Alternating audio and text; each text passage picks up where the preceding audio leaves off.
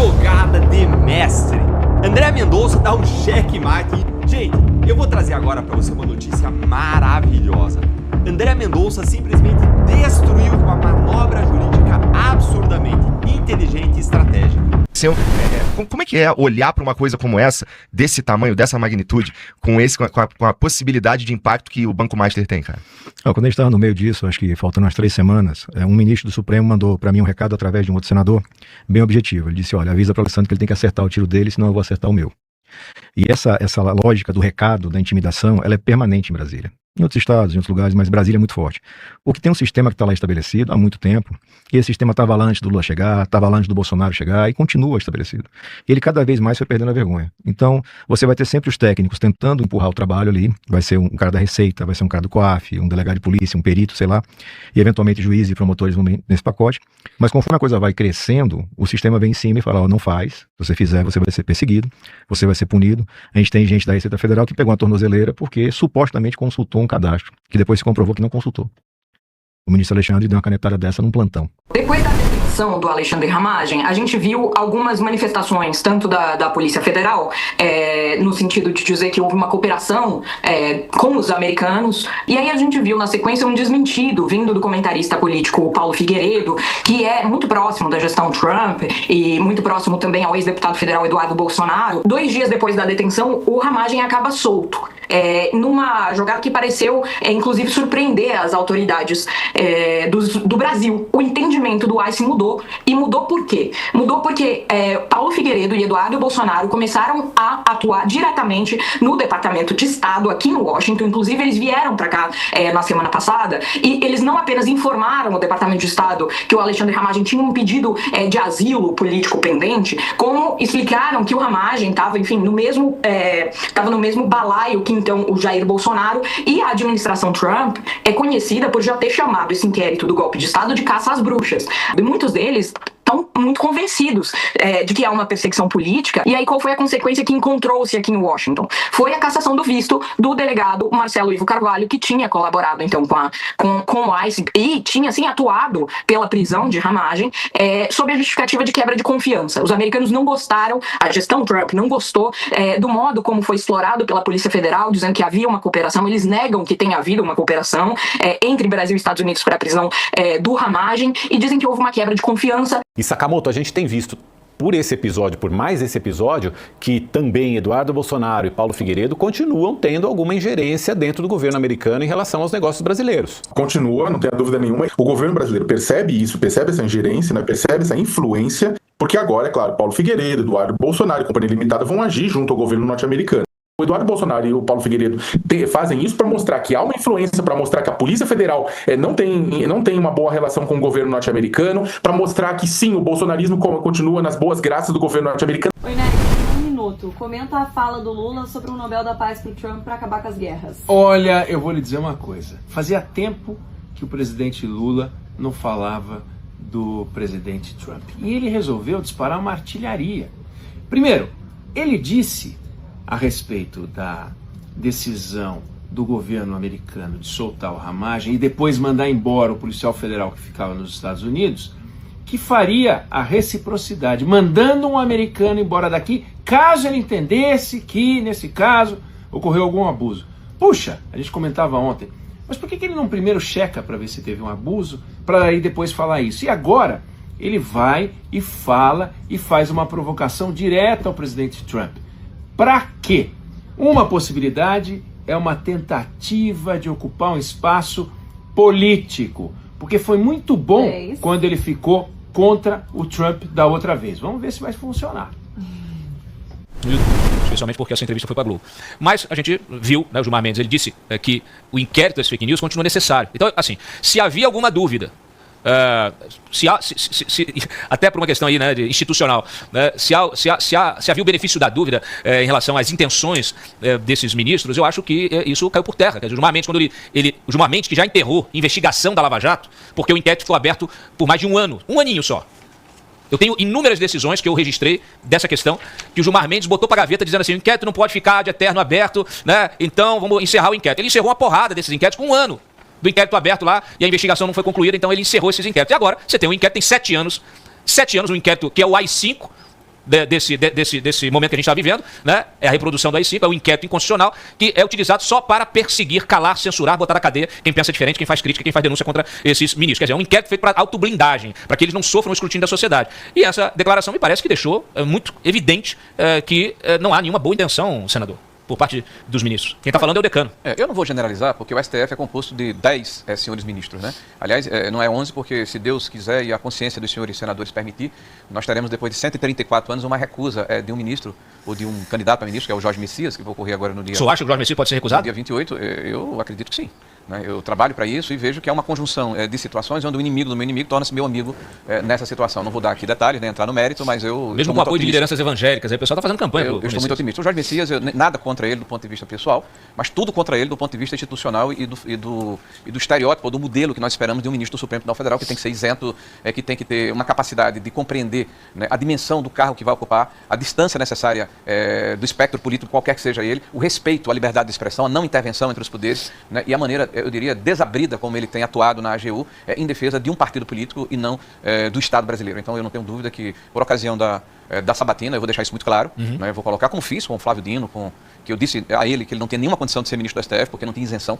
Né, ele não se julgou isento nem suspeito no julgamento do presidente Bolsonaro, tendo inclusive uma ação pública contra o presidente Bolsonaro, o que é um completo desrespeito à LOMAN, né, a lei da magistratura brasileira. Sim. Então, na minha opinião, independente do fato dele ser alguém que ideologicamente vai contra o Estado de Direito que ele deveria representar, porque Sim. o comunista é contra o Estado democrático, a democracia liberal, mas ele, no aspecto moral, né, ele não estava com a condição de ser ministro do STF, e eu disse ele por ocasião do Sabatini e votei contra publicamente, como fiz com o Zanin, não pelos mesmos motivos, mas pelo fato de ser advogado do Lula, e eu querendo inclusive ajudar o Lula, porque ele havia dito, por ocasião do debate presidencial, que não indicaria amigos, né, indicou o seu advogado, né, pessoal. Que o ministro do STF deu início a uma corrida por delações premiadas em Brasília, que obriga os condenados, como disse você, a fazerem uma colaboração abrangente que entregue o maior número de parceiros criminosos e que não tente proteger esse ou aquele sob o risco de fracassar. A corrida se inicia com Daniel Vorcaro de um lado, no caso do Banco Master, porque tem também o INSS, mas aqui nós estamos falando do Banco Master.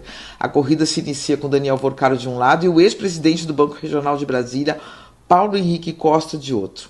Né? Nos áureos tempos, eles fizeram negócios bilionários com a compra pelo BRB de carteiras podres do Banco Master, né? Os dois viveram juntos os mesmos fatos, sabem das mesmas informações, né? E ganha quem chegar primeiro. É o que os advogados chamam, Megali, de teoria dos jogos, né? Qual é essa teoria? 2 investigados são presos, se nenhum deles falar, ambos podem ser absolvidos por falta de provas, caso a investigação não chegue a essas provas. É o jogo 1, é uma possibilidade. Na segunda opção, se um deles falar, né, é absolvido e o outro pega décadas de prisão. Né? Quem falar primeiro e falar melhor ganha, o outro se dá mal por muitos e muitos anos. Então, tendo 2 delações paralelas, Megali, a polícia, a Procuradoria e a Justiça podem comparar dados, podem comparar informações, chegar, por exemplo, estou fazendo aqui uma cena fictícia, mas o Paulo Henrique fala alguma coisa e chegam para o Vorcaro e falam, olha, ele não é bem isso, você está contando, mas está contando pela metade, o Paulo Henrique já contou um pouco mais, está contando uma história diferente, você não falou de fulano, de ciclano, ele está falando, né? Vamos suspender a delação por um tempo para você pensar melhor. Então, há uma possibilidade muito maior de se contrapor, né, a versão dele. Então, outro fato, Megali, é que dificilmente todas as delações de um caso são aceitas, né? Porque senão todo mundo comete crime, depois só é preso, delata todo mundo é perdoado e o crime acaba compensando. Então vai ser de fato uma corrida, porque a probabilidade maior é que uma das delações seja aceita e a outra seja rejeitada. Então vamos ver. Aparentemente, né, Megali, aí eu estou falando como uma intuição, sem informação, o Vorcaro tem muito mais para contar, né? Porque estava em muitas pontas de muitos negócios. Mas o negócio principal, o centro de toda a investigação, que é o negócio com o BRB, Paulo Henrique tem muito a contar também. Um juiz do Tribunal de Justiça do Piauí autorizou a decisão como base para anular uma investigação ligada à Operação Carbono Oculto no estado. A operação, deflagrada em agosto do ano passado pela Receita Federal e pelo Ministério Público do Estado de São Paulo, apura a suposta infiltração do PCC no setor de combustível. No Piauí, a investigação teve como foco a atuação da rede de postos HD, ligada aos empresários Aran Santiago e Danilo Coelho.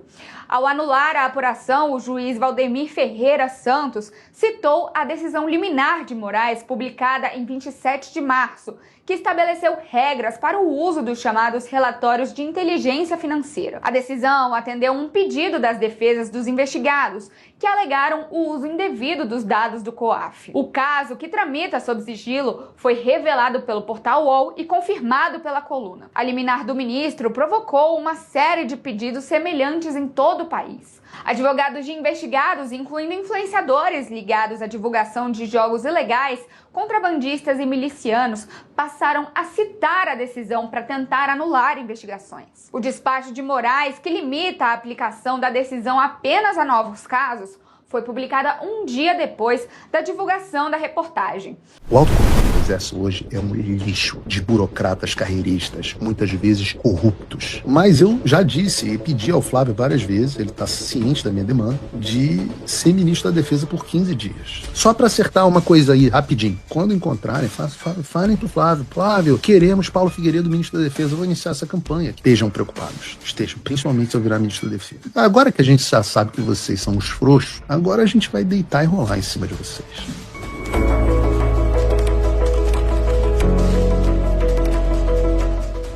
Eu falei sobre o tipo de pessoas que vai se alegrar com a vitória do Flávio, mas tem muita gente que não vai se alegrar muito caso isso aconteça, além dos traficantes e dos bandidos, né?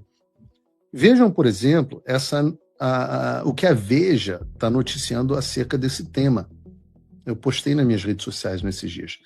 A preocupação da cúpula militar do governo diante do risco de Flávio Bolsonaro derrotar o Lula.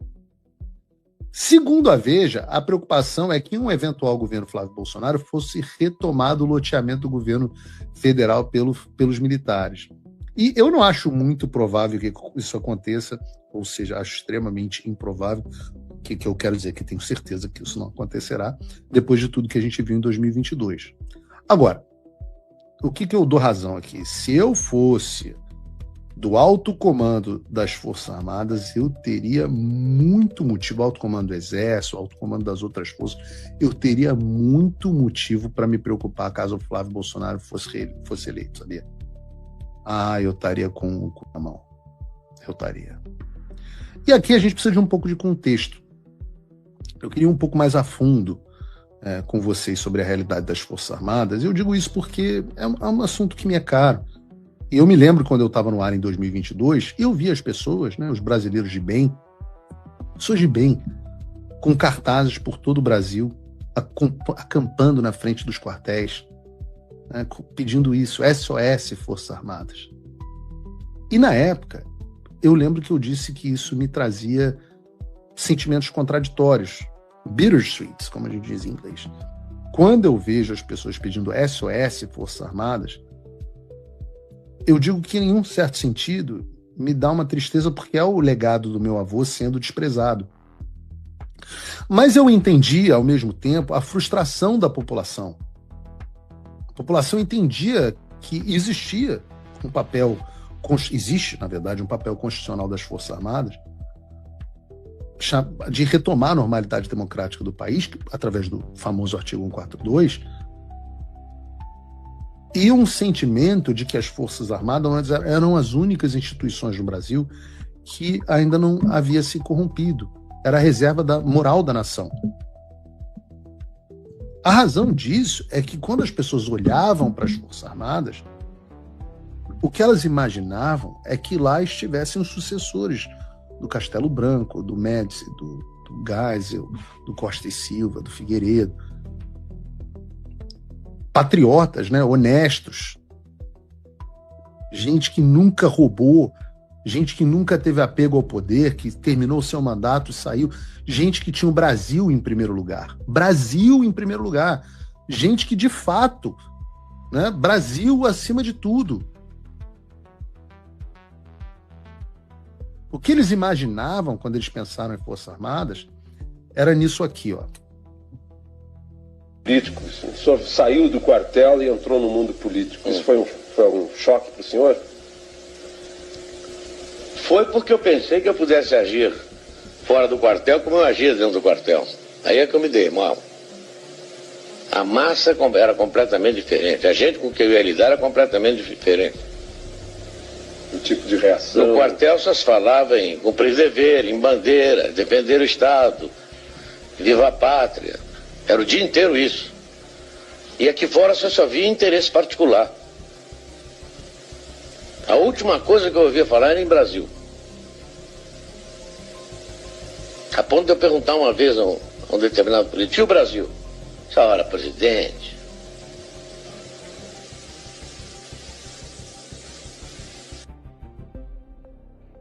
Essa é a imagem que a população tinha.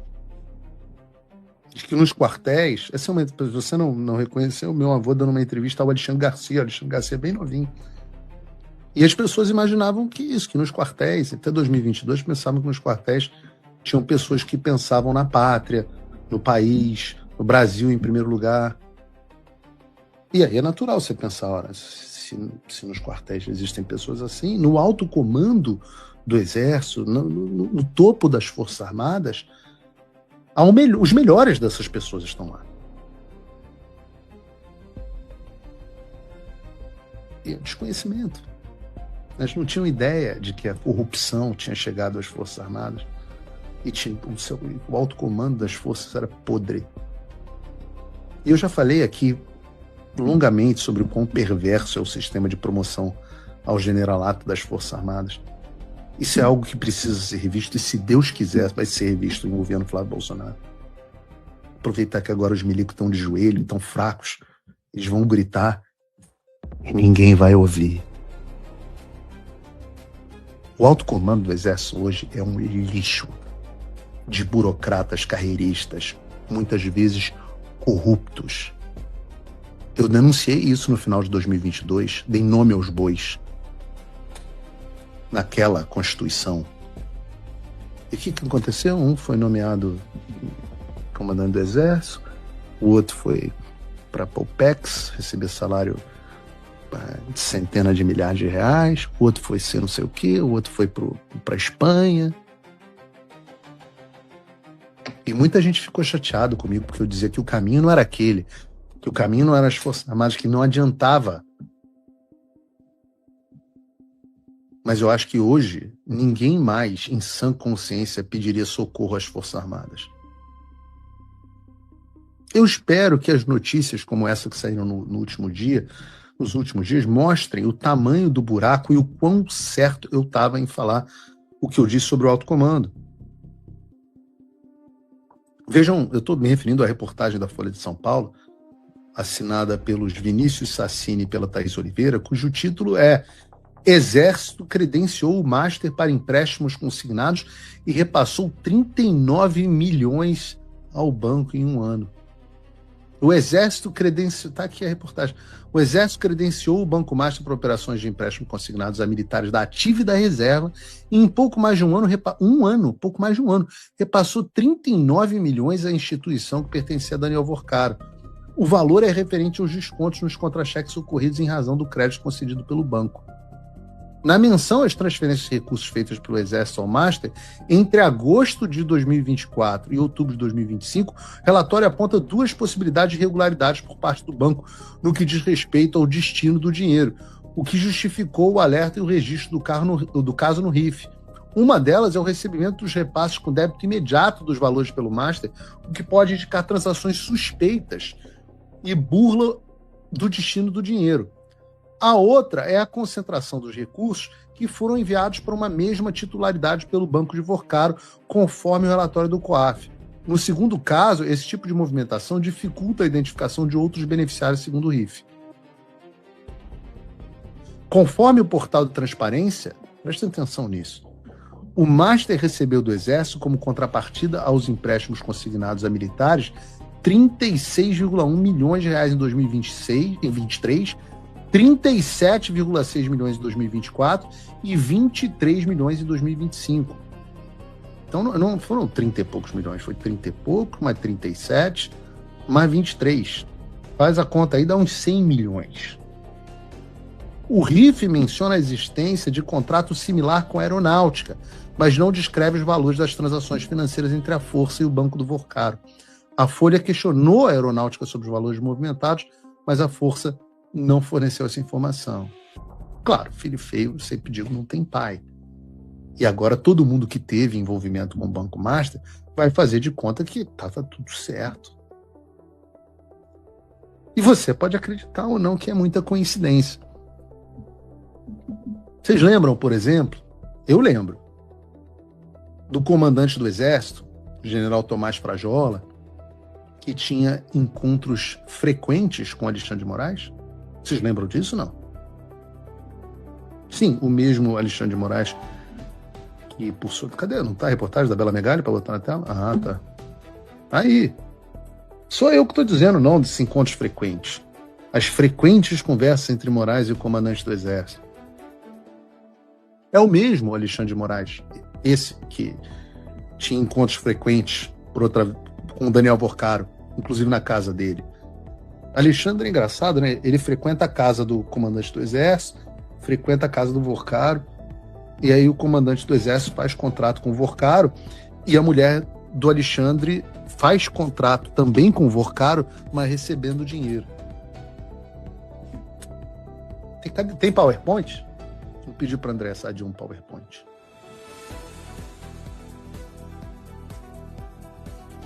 Vai ver esse credenciamento aí, que rendeu uns 100 milhões de reais. Coincidência, né, pelo general Frajola. Mas é por essas coisas que eu digo que eu quero ser ministro da Defesa. Né? Eu não voltaria ao Brasil para fazer parte do governo Flávio, já falei isso. Não tenho interesse de retornar ao Brasil para morar no Brasil. Nada contra o governo Flávio, acho que vai ser composto de gente maravilhosa. Só que eu não tenho interesse em voltar a viver no Brasil. Tenho interesse em visitar o Brasil. Vou voltar a viver, não. A Malu Gaspar, já hoje, disse que o primeiro pedido do expediente do BRB ao Supremo para negociar a delação. O Paulo Henrique Costa pediu aí que ele quer ser transferido da Papudinha para a Superintendência da Polícia Federal em Brasília. E o principal argumento apresentado ao Mendonça é que é a intenção de delatar o que ele sabe sobre o esquema. Fala, pô, me deixa aí lá para Superintendência, porque eu vou delatar todo mundo. Só que tem algo a mais. A defesa dele argumentará que a proposta de colaboração não poderá ser discutida e negociada nas instalações da Papuda e vai demandar condições análogas às de Vorcaro. Você fala, ele está querendo mais mordomia, está querendo ser da Papudinha, da Papuda, quer dizer. Não é só isso. No caso de Costa, há um motivo extra para ele ir para a superintendência da PF. O fato da penitenciária, a Papuda, ser administrada pelo governo do Distrito Federal. O que, na avaliação dos defensores, pode ser um problema, já que em Brasília é dado como certo que o ex-governador Ibanez será um dos protagonistas de uma eventual delação do Paulo Henrique Costa. Já imaginou ele tá lá conversando com advogados, fazendo delação? Será que ninguém vai ver o que ele está falando, o que ele está escrevendo? Na Papuda, o pessoal vai que, né? Conta com o Ibanez. E a Malu Gaspar complementa que, inclusive, por essa mesma razão, a família do executivo dispensou o Kleber Lopes, que era advogado dele, porque Lopes também advoga para o Ibanez há bastante tempo. O clima em Brasília tá ficando bom. Ontem teve até o julgamento para saber se o Costa continuaria preso ou não, e o companheiro Toffoli se declarou suspeito para julgar a prisão de ex-presidente do BRB no Supremo. Porque concordou com o Mendonça, ele vai continuar preso. Por óbvio vai continuar preso. Mas vamos voltar a falar do seu Paquito. Deve correr com a delação, viu, Paquito? Paquito negocia devolver quantia surpreendente para reduzir pena. Porque o pessoal tá falando isso. Não, Não é só entregar, né? Tem que devolver o dinheiro. Resta saber se realmente é verdade ou não. Segundo Andresa Matais, ela apurou e disse que a quantia vai surpreender. Eu já falei pra vocês, se o Paquito entregar, quem precisa ser entregue, por mim pode devolver o dinheiro pra ele. Pode dar até um prêmio, assim, um prêmio, transforme em herói nacional. Qual é o preço da democracia? Não tem preço, né? O produto tem preço. É até pouco o que o Paquito aí tá causando de prejuízo pro país. Na conta, Paquito quer devolver o valor do rombo no banco e o montante que pagou de propina a agentes públicos. Será? Não sei. Por mim, se ele entregar, aquela pessoa tá pago. Aí a imprensa ficou, né, discutindo sobre a questão do Paquito semana passada. A Yara até coloca ali, né? Mônica diz que a delação do Paquito está sendo pautada nos mesmos moldes do Joesley. Entregar diversas saidinhas e apenas um tubarão? Espero que não, viu? Atende que tem outras informações. Cadê Mônica Bergamo? Mônica Bergamo, minha senhora. Cadê você, Mônica Bergamo? Cadê Mônica Bergamo? Aqui. Esse ritual que é tradicional já das colaborações. Os advogados vão lá e relatam os crimes, as condutas ilícitas que envolvem terceiros, elencam as provas, mostram onde estão as provas, os documentos de corroboração do que ele está falando, para então apresentar essa proposta de acordo para as autoridades, né? Esses anexos vão ser divididos por temas, um deles, portanto, como eu disse, vai ser o financeiro, e só depois, com esses anexos em mãos, é que as autoridades fazem um exame rigoroso sobre a consistência do que ele está falando, o ineditismo dos fatos, e aí tomam a decisão de aceitar ou rejeitar a proposta e partem para a negociação dos valores bilionários que ele vai ter que pagar. Agora é aquela coisa, né, o Megali, do jeito que tá andando aí a carruagem, quer dizer, ou ele faz isso mais ou menos rápido, daqui a pouco a polícia já prendeu todo mundo e já descobriu tudo, né? Então tem também um pouquinho essa corrida contra o tempo, mas não foi finalizada ainda como se esperava, ficou para maio, Megali. E lembrando que a lógica da delação premiada é você livrar um pouquinho a cara da sardinha para poder pegar um atum mais gordo. E imagine dentro de uma lógica de um crime financeiro, qual seria o tamanho desse atum para que o Daniel Vorcaro fosse considerado uma sardinha dentro desse contexto. Por exemplo, deputado, eu acho que não, hein? Deputado, entreguei aqui a principal figura que eu entreguei é um deputado federal. Acho que não vai satisfazer minha fome de gol. Não sei a de vocês. Senador pra cima.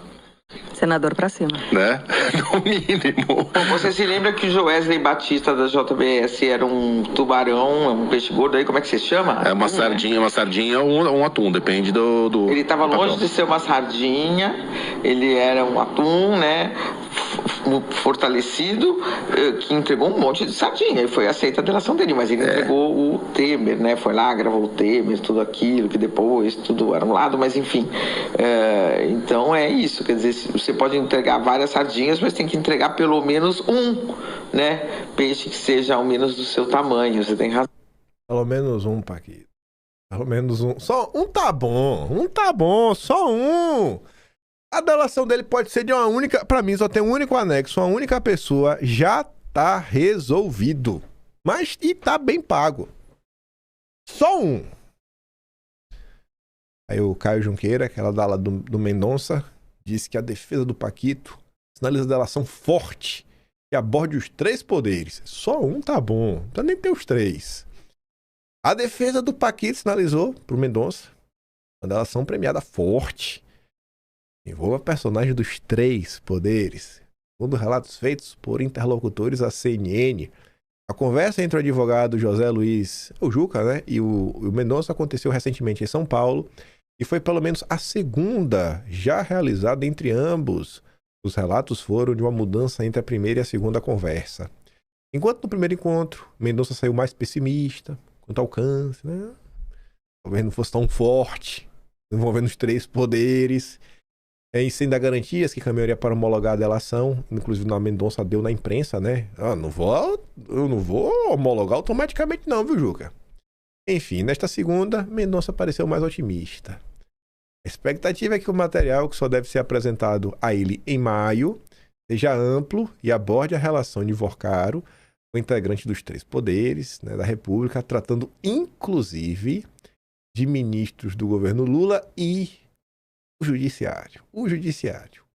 A mudança no plano inicial de defesa, né, de poupar ministro do Supremo. O motivo principal é que, sem uma delação completa, a chance de Mendonça não homologar o acordo é grande. Consequentemente, é de Vorcaro permanecer por um longo tempo preso. Então, fale, entregue.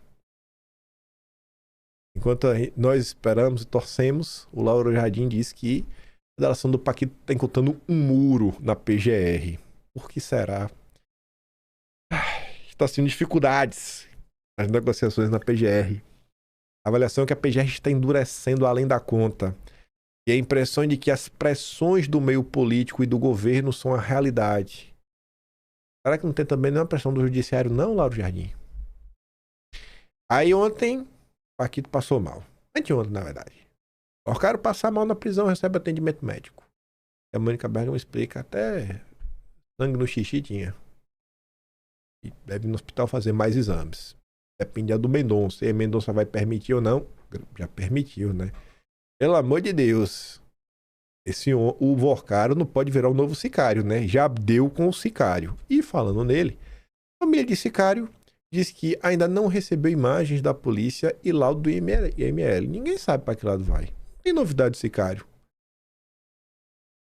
A família do Sicário informa que até o momento não teve acesso às imagens de segurança, nem aos autos do inquérito que apura a circunstância do falecimento, corrido pela PF, sob supervisão do Supremo.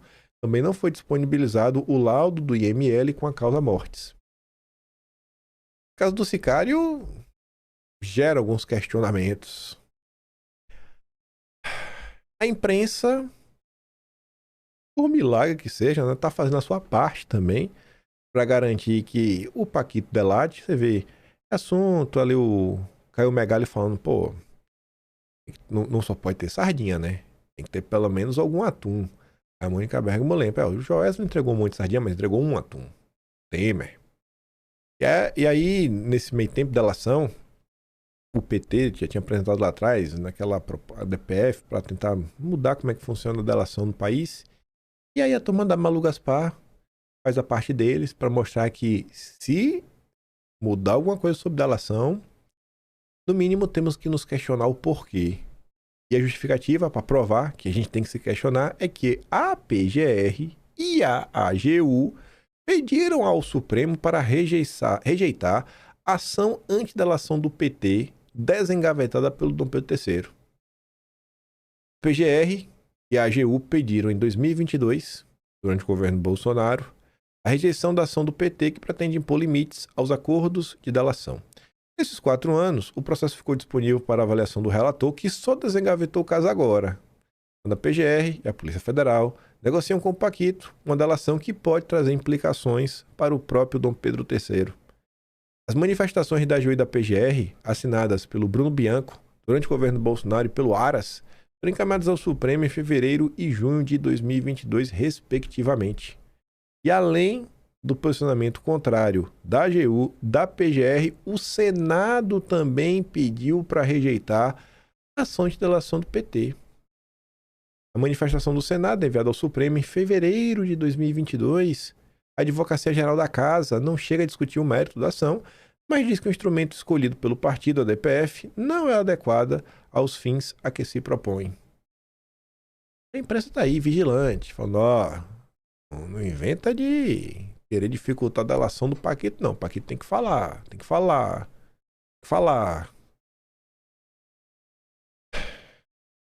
Enquanto isso tudo aconteceu, também tiveram vários problemas do Supremo que a gente comentou nos últimos dias. Gilmar versus Alessandro Vieira, Casa do Zema, os ministros brigando entre si, Flávio Dino com a reforma do judiciário, aquela nota de bastidor.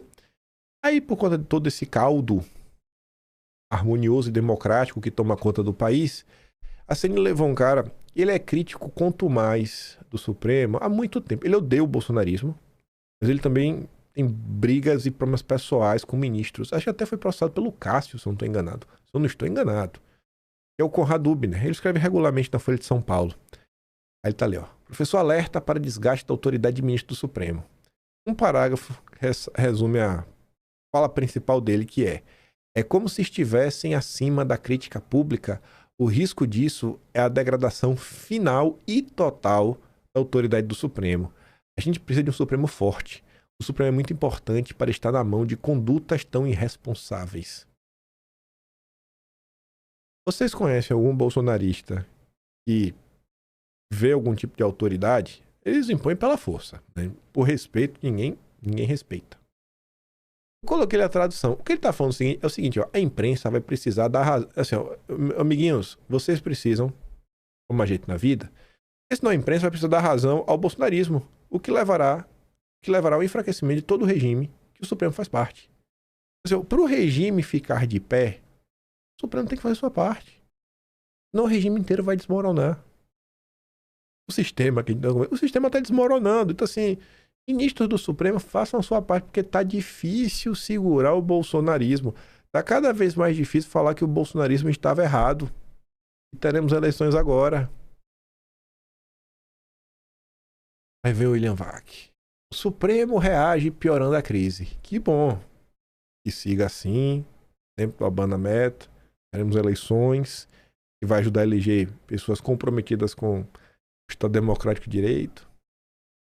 Determinar o que é centralidade e o que é lateralidade faz toda a diferença. Mas é ali que o Supremo se enredou. Disso depende a leitura da realidade, portanto, como agir diante dos fatos. E o que o William Vac quer falar com isso? Na visão da enorme parcela do público, da sociedade, do povo, o que hoje constitui a centralidade na crise de credibilidade, portanto, de legitimidade do Supremo, não passa de lateralidade na visão de um pequeno grupo dentro da corte. Estamos falando do comportamento individual de integrantes do Supremo. Isso, para a população brasileira, é o tema central do problema. Já uma parte do Supremo acha que isso não é problema, é só um cisco. Um cisco é sei lá, um caroço de milho em uma salada de alface. É um nada, você nem vê direito. Mais ainda, como capturam uma instituição em defesa própria, sem terem conseguido ou sequer se declarado dispostos a explicar de maneira convincente ligações com o escândalo do Master, documentadas por fatos incontroversos e não por ilações. Pode-se argumentar que códigos de conduta ou maior proximidade com a sociedade alterem muito pouco as proporções da crise de confiança na instituição, portanto são perda de tempo. Mas esse não é o ponto. O Supremo rachou não em função do que fazer diante da crise, mas, isso é decisivo, em função da compreensão da natureza da crise. Para a ala personificada em torno de Gilmar, Dom Pedro III, Dino, Zanin, o comportamento individual de integrantes, especificamente de Moraes e Toffoli, é lateralidade. Pega nada. Conforme declarou em recente entrevista à Band. Em outras palavras, não é o que realmente pesa, nem deveria estar no centro das atenções. Nessa visão das coisas, não há nada de novo no fronte. O que está acontecendo é uma nova versão de lavajatismo, associada à imprensa burra ou comprada e à tradicional bandidagem do legislativo, mais o bolsonarismo. Enfim, foi isso aí que fabricou a tal crise de legitimidade. Um escândalo turbinado também pela malandragem de outros banqueiros que lucraram muito vendendo papéis que sabiam serem podres. Ao Supremo só restaria então utilizar seus supremos poderes e resistir. Uma linguagem bem simples, o capitão do Titanic, ao bater no iceberg, mandou o engenheiro averiguar a avaria no caso e concluiu que ia afundar. Os capitães do Supremo, tem vários, nem sempre de acordo entre si, acham que nem bateram no iceberg, enquanto o restante da ponte de comando tem dificuldade de avaliar os danos no casco, embora reconheçam que a nau está difícil de navegar e parece adernada. O ineditismo dessa crise prossegue criando mais ineditismos. Como se antecipava, o Supremo virou fator eleitoral de peso e está sendo atacado do PL ao PT e fornecendo bandeiras fáceis para candidatos à presidência. Quem busca a reeleição obedece ao instinto desse tipo de animal político e já pulou fora do barco. Agora, olha esse final. Primeiro, é uma constatação curiosa, né? Do PL, do bolsonarismo ao PT, todos estão batendo no Supremo. É um sinal dos tempos. E o William Vac termina de um jeito, acho que eu vou botar no título de hoje. Dentro da instituição, esses fatos reforçaram as duas visões da realidade que são irreconciliáveis. Não há mais volta a algum tipo de status quo ante. Uma ala, Mendonça, Fachin, Carmen Lúcia, Fux, vai estar ali no limbo. Marques, Toffoli, talvez. E a outra ala, Gilmar, Dino, Zanin, do PTC, irreconciliável. Estamos num ponto que não tem como essa turma voltar a ser amiga. Irreconciliável. E aí? Eu acho que o William Vac, ele transita bem, até no judiciário, né? Ele já deu provas disso. E eu realmente não consigo ver, do jeito que as coisas estão, eu não consigo ver como entraremos em um determinado ambiente onde essas pessoas voltem a ser amigas, voltem a se unir. Código de Fachin e reforma de Dino instalam guerra fria no Supremo. Mais um indicativo do que o William Vac está falando, essa briga. Fachin terá problemas para aprovar um código de ética no Supremo. Ele insiste em colocar o plano em prática até o fim do ano, mas encontra barreiras até mesmo entre os aliados. Hoje, a corte está dividida entre quem apoia parcialmente o Fachin e quem não apoia porcaria nenhuma. Somente Carmen Lúcia subscreve integralmente as sugestões do Fachin. E por quê? Ela vai explicar. O caminho de Fachin ficou mais difícil depois que Dino, que não concorda com a criação de um código de ética para o tribunal, propôs uma reforma do judiciário. O texto de Dino faz referência a certos discursos superficiais e uma estocada ao próprio Fachin. Então tu vê, é um batendo no outro, um chamando de lacrador, basicamente isso. A turma não vai voltar a ser amiga, até porque o ego deles é muito grande. Dino listou regras para melhorar o funcionamento do judiciário e combater fraudes e corrupção. Fachin prioriza os limites às condutas individuais dos colegas. A guerra fria está posta no tribunal. A interlocutores, Fachin diz que conta com 5 votos para o código entre os atuais 10 integrantes da corte e aposta que o 6º voto seria do Messias. Ele está muito otimista. No grupo de aliados de Fachin está Cássio, mas ele tem dito que ainda pretende analisar o texto antes de dizer se concorda ou não. Um dos pontos que ele e outros ministros apontam como sensível é a divulgação prévia das agendas pelo impacto que isso pode causar no esquema de segurança. Outra dificuldade é da transparência aos contratos dos filhos de ministros que advogam em tribunais. Cássio e Fux são do time de Fachin e estão nessa situação. É pouco provável que eles concordem com esses termos. A divulgação dos rendimentos complementares dos ministros também pode dificultar a trilha do Fachin. O time de aliados do Fachin, Cássio, tem imóveis alugados e o Mendonça tem um instituto de ensino. Fux costuma ser remunerado por palestras. Esses valores são declarados no imposto de renda, mas não são públicos. Restam os votos de Carmen Lúcia e do próprio Fachin. Carmen Lúcia não tem parentes que advogam, não tem negócios, não tem dividendo de palestra, nada. Então, por ela tá de boa.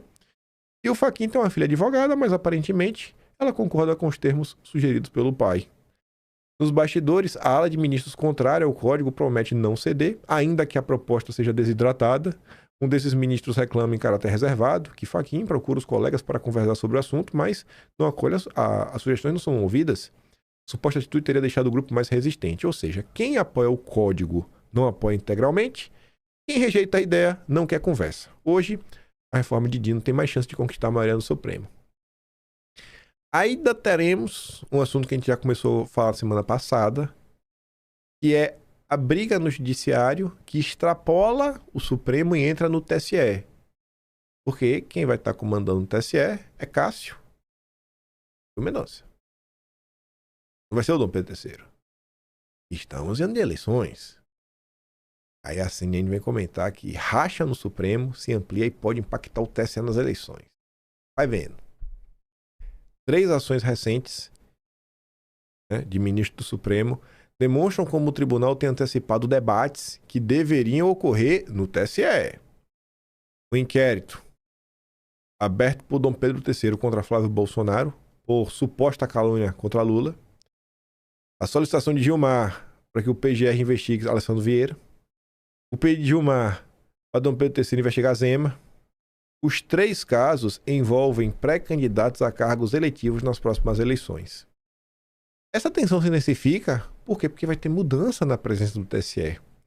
Vai ter o Cássio, Então, Mendonça, Cássio é com K, não é com C, não.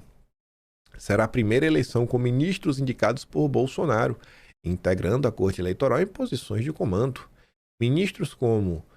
Olha essa aqui. Ministros como Gilmar Mendes e Moraes, eles demonstram preocupação com a possibilidade do TSE não atuar com firmeza contra as fake news. Vai que Cássio e Mendonça, rapaz, não saibam lutar contra as fake news. Vocês já entenderam o que está acontecendo. A divisão observada no Supremo e outros temas, como o Código de Ética e a crise do Banco Master, se reflete agora na relação com o TSE.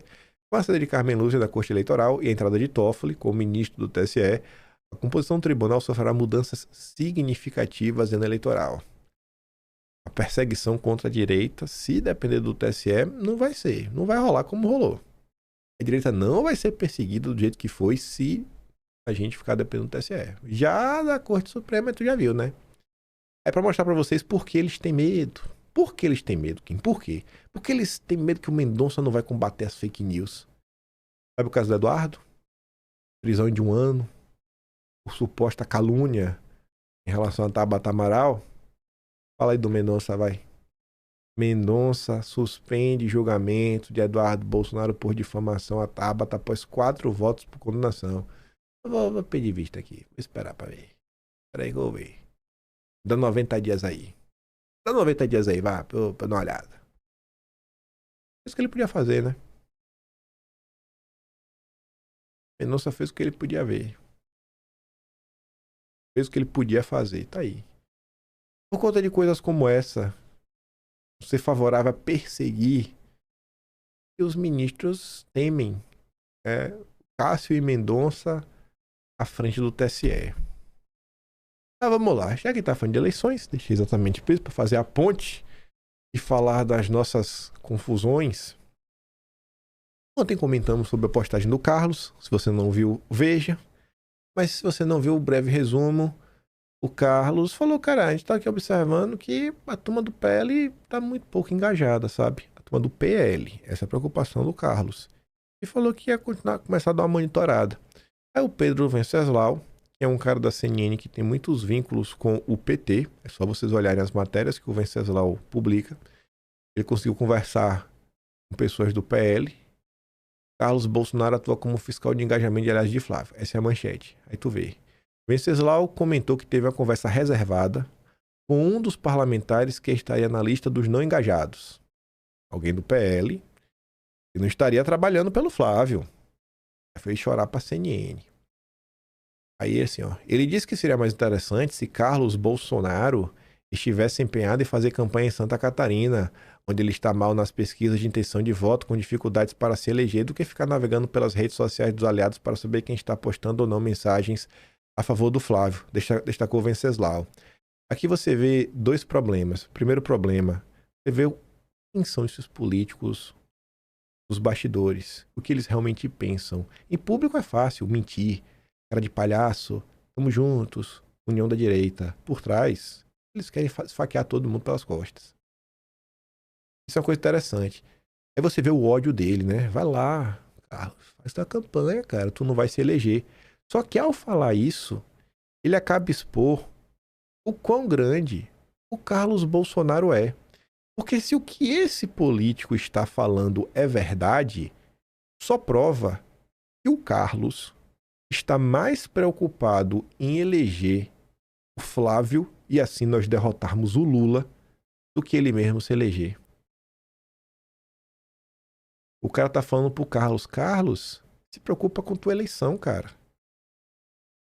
Essa é a presidência da República.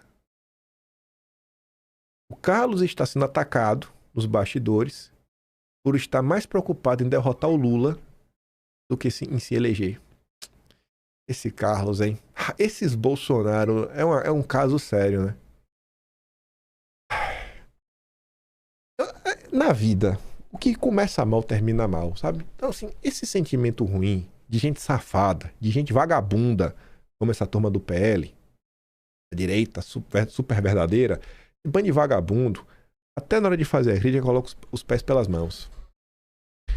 Aí você vê aqui um exemplo. Aqui Aqui você vê um exemplo das pessoas que o Carlos não está preocupado. Porque Carlos está preocupado com quem é do PL.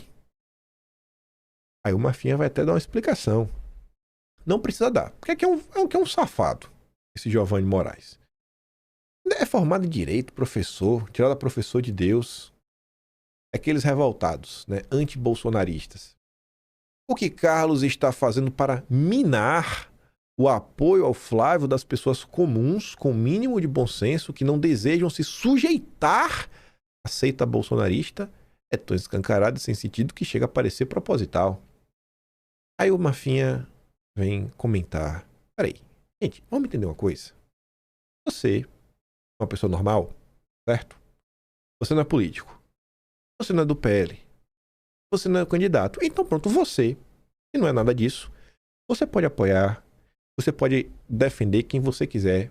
Você pode nem defender ninguém, nem apoiar ninguém. Você pode criticar todo mundo. Você é um eleitor livre. Não é sobre você que o Carlos está comentando. Agora, se você está usando o fundo eleitoral do PL, o dinheiro do pagador de imposto que vai para o PL, e usando para se eleger, se você está com sua foto no santinho, né, com Flávio Bolsonaro, se você está usando o 22, meu amigo, a sua obrigação é divulgar o candidato do seu partido. Não é meio óbvio isso? Ou eu tô errado? Tem alguém do Partido Novo fazendo campanha pro Flávio? Não. Agora tem do PL fazendo campanha pro Zema. Gente, o nível de emburrecimento da direita, o nível de emburrecimento é tão grande que não dá mais pra chamar petista de burro. Tem de direita que é mais burro que petista. Em 2026, a gente tá tendo que explicar o óbvio que se você faz parte de um partido político, que seu partido tem um candidato à presidência, você tem que apoiar esse cara. Não vou apoiar, não. Não, eu vou apoiar do meu jeito. Apoia, véi. Pior que petista. Tem que ter vergonha de chamar petista de burro. Aí o Marfinha diz, o errado é errado cobrar abertamente. Meu amigo, então vamos lá. Ao cobrar abertamente, estamos dando a oportunidade ao eleitor decidir se vai querer dar o voto para aquele candidato a deputado ou senador. Eu cansei de falar, nada melhor que a luz do sol. Do sol tem que mostrar tudo. Aí o Bruno Engler, de Minas. Ontem eu até falei com o Bruno Engler. Não tem nada a ver com isso daqui, não. Ele mandou mensagem, eu falei, tu tá de boa? Então a gente começou a conversar. A gente falou de coisas que não tinha nada a ver com essas tretas do dia a dia. Trocamos histórias sobre Bolsonaro. Boa história, né? O Jair é sensacional, viu? E aí, no meio dessas histórias, ontem pra vocês, não era de manhã pra mim. Olha, gente, falo pra vocês. O Bruno ainda subiu no meu conceito. Falar isso com esses dois tweets aí na frente, né? Fica até parecendo que é coisa, mas de verdade eu vou falar pra vocês o porquê. Não tem nada a ver com treta. Foi a primeira vez, em todos esses anos, que eu conversei com um político, que esse político saiu da obviedade, apontou por um caminho, dando a direção e falando onde é que estavam as pedras. Isso em qual sentido? A gente estava assim, discutindo, falando, os problemas que eu vejo. O que eu falo pra vocês em vídeo, eu falo, pô, gente, eu não nem tô preocupado tanto com a vitória do Flávio, mas como é que vai ser o governo, o Ministério da Fazenda, isso, aquilo, outro. Eu falo, pô, a gente vai ter muita dificuldade, a gente vai ter que entregar resultado. Entregar resultado pra mostrar pra sociedade, pô, as pessoas querem ver as suas vidas melhorando. Não é só derrotar o Lula. Derrotar o Lula é o primeiro passo, já tá, pra mim, consolidado. Derrotar o Lula depois, vamos ter que melhorar a economia do Brasil. E eu tava falando pro Bruno, falei, pô, velho, eu vi a galera falando, tem que reduzir imposto. Tá, mas reduzir do quê? Vai fazer o quê, velho? Onde? Me dá um exemplo. E aí, quando eu falei isso, eu fiquei muito surpreso, positivamente. O Bruno falou, cara, uma coisa que a gente devia rever aí é a questão da Lei Candir. Você conhece? Eu falei, pô, conheço a questão da Lei Candir, que é uma lei que envolve aí exportação de commodities. Ele falou, cara, qual o sentido que faz? É uma lei protecionista ao contrário, porque é o seguinte, ele fala que em Minas, o pessoal entende muito, porque Minas tem commodity, né, mineração. Se você extrai minério de ferro e vende internamente no Brasil, você paga imposto. Mas se você exporta, você não paga imposto. Ou seja, é mais barato pro gringo comprar do que pro brasileiro. Aí você fica assim, cara, como é que o aço brasileiro vai competir com o aço chinês? Porque só imposto já começa a dificultar a coisa, sabe? E aí o Bruno falou, cara, a gente pode reduzir o imposto do Brasil, reduzir, as coisas podem ficar mais baratas do Brasil. E, gente, ferro, por exemplo, Lá toda a construção leva ferro, né? Se já barateia um pouco a construção civil, já sobe um pouquinho mais, quem sabe sobe um pouco mais para salário. Ele falou, porque qualquer discussão de imposto tem a questão da compensação. Não sei se vai compensar 100%, mas ele falou, cara, você troca o imposto nacional para internacional. Os gringos começam a pagar e você dá isenção para quem é brasileiro. Faz a lei Candia ao contrário. Mas por óbvio. Depois eu fiquei feliz, sabe, de ouvir isso da boca de alguém, sair da... temos que baixar o imposto. Aí você fala, tá, velho, vai baixar imposto de onde? Qual vai ser a compensação? Porque o Estado continua precisando arrecadar, né? E, cara, eu fiquei realmente, assim, surpreso. E a gente conversando algumas coisas, ele falando, assim, falando do governo Trump e tudo mais. Eu falei com ele, falei, cara, eu tô feliz. É a primeira vez que eu converso com um político que eu escuto esse tipo de coisa. Deputado estadual, viu? Não sei se o Bruno vai... O que ele vai vir, mas já tem meu apoio, Bruno. Você já tem meu apoio. Depois de ontem... pegou espaço no meu coração. Mas enfim, voltando pro assunto da treta, o Bruno Engler falou assim, ó, é impressionante como as pessoas ficam encantadas com o leão de ano eleitoral. Vamos dar uma pesquisada nas posturas e posições dos pré-candidatos nos últimos 4, 8 anos, antes de formar uma opinião, não pegar um recorte da última semana e achar que fulano ou Beltrano é o cara. Ele também diz que absolutamente todo mundo que quer derrotar o Lula tem que apoiar o Flávio. Não há outra pré-candidatura viável. O Flávio é o cara que vai tirar o PT do poder e é dever de cada patriota ajudá-lo nessa luta. Aí você vê, né? O novo leão conservador estava rodando no parlamento com o Thiago Mitraldi, ou Mitrô. Não sei como é que se pronuncia até hoje o nome dele. O cara do Lema, bicho. O cara do Lema, velho. Da bancada Lema, que era do Novo. A turma que anda com Zema. Zema, que é na Fazenda Meirelles e Armínio Fraga, e anda passando por baixo com o Lema. Ai,